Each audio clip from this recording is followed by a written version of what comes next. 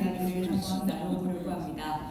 AI는 인간의 마음을 위로하고 이해할 수 있을까요? 인간의 마음은 뇌 영상으로 읽힐까요? 인간 고유의 것은 과연 무엇일지 두 분의 철학자와 뇌인지 과학자를 모시고 한번 이야기를 나눠보려고 합니다. 오늘 모실 연사 두 분은 경희대 비교문화연구소 김재인 교수님과 서울대 뇌인지과학과 권준수 교수님 두 분인데요. 먼저 김재인 교수님은 서울대 미학과를 졸업하시고 예술철학과 기술철학을 연구해오고 계십니다. 인공지능의 도전에 철학과 인문학이 응대할 수 있다, 이런 관점을 보여주고 계시는데요. 먼저 김재인 교수님 모시겠습니다. 여러분 큰 박수로 김재인 교수님을 맞이해 주시기 바랍니다. 네, 안녕하세요. 예, 김재인입니다. 저는 철학을 해왔고요, 오랜 시간 동안. 오늘 자리에 이제 오전에 아마 그 기술 관련된 이야기들을 많이 들으셨을 것 같아요. 근데 저는 기술에 대한 나름의 연구도 해왔지만 더 나아가서 이제 2000에 진행되어라는 맥락에서 한번 인간이 무엇인지 고민하는 그런 자리를 같이 해보도록 하겠습니다. 말하자면 철학에서 바라볼 때 인간 마음의 또는 인간 마음의 활동인 생각의 고유함이 무엇일까? 이게 이제 물음이 되겠습니다. 사실 이 물음이 요즘 더 이렇게 두드러진 것 같은데요. 왜냐하면 최근에 잘 아시는 챗GPT라든지 그림 생성이라든지 이런 다양한 인공지능들이 등장하면서 생성을 한다 또는 생성이 곧 창작은 아닙니다.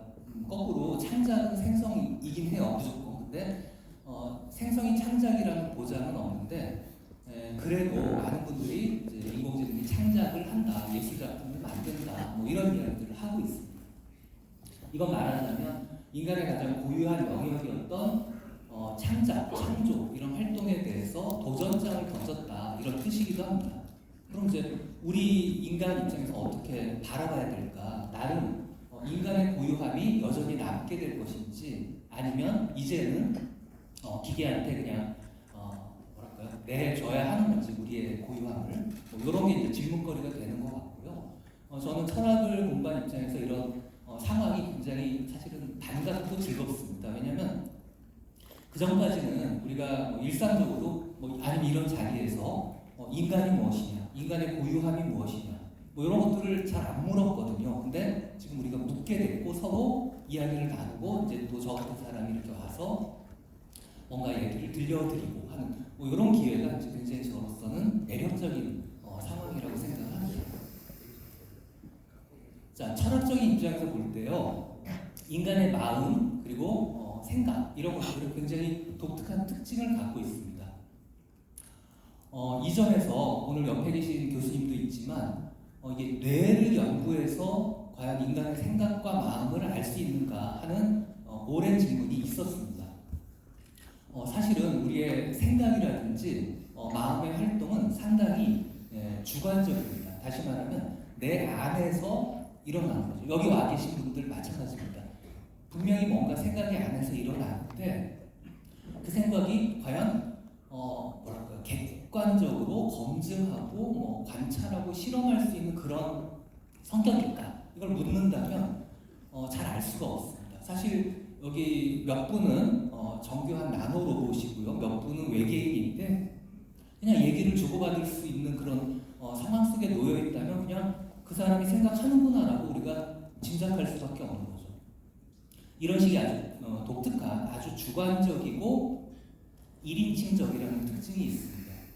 그리고 뇌를 연구하는 것은 어차피 뇌세포는 아시다시피 우리 몸의 다른 부분을 이루고 있는 것과 동등한 어떤 세포입니다. 즉 몸의 일부거든요. 그러니까 몸을 연구해서 마음을 안다라는 게 상당히 좀 어려운 문제일 수가 있습니다. 그래서 저희 철학자들은 굉장히 오랜 기간 동안 자기의 안쪽, 자기의 내면을 들여다보고 거기에 대해서 관찰을 한 다음에 기록을 남겼습니다. 그리고 그 기록 중에 좀 의미 있는 것들이 계속 이제 오늘날까지 전승되었다, 이렇게 볼 수 있습니다.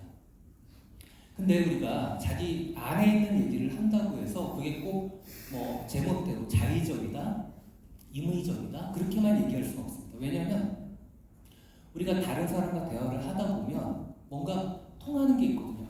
내가 나의 내면을 들여다봤을 때 느꼈던 그 느낌을 저 사람이 얘기해 주는 거야. 그러니까 뭔가 동감도 되고 심지어 감동도 일어나고 이런 상황들을 보면 이게 꼭 주관적이고 자의적이고 뭐 그런 것만은 아니다라는 걸 우리가 확인할 수가 있습니다. 사실 많은 철학자들이 이 마음이 무엇이냐, 생각이 무엇이냐에 대해서 자기 내면을 관찰한 후에 어떤 결과물들을 우리에게 보고하고 있습니다. 대표적으로 근대 철학의 창시자라고 알려져 있는 르네 데카르트 같은 경우에는 생각에 대해서 의심, 이해, 긍정, 부정, 의지 또는 의지하지 않음, 상상, 감각 이런 것들을 다 생각이라고 이제 관찰하고 거기에 대해서 이야기를 했습니다. 물론 여기 이제 몇 가지 더 덧붙일 수도 있을 것 같습니다. 또한 경험론의 어떤 정점에 있다고 얘기되는 데이비드 휴움 같은 경우에도 조금 다른 각도에서지만 흥미로운 얘기를 합니다.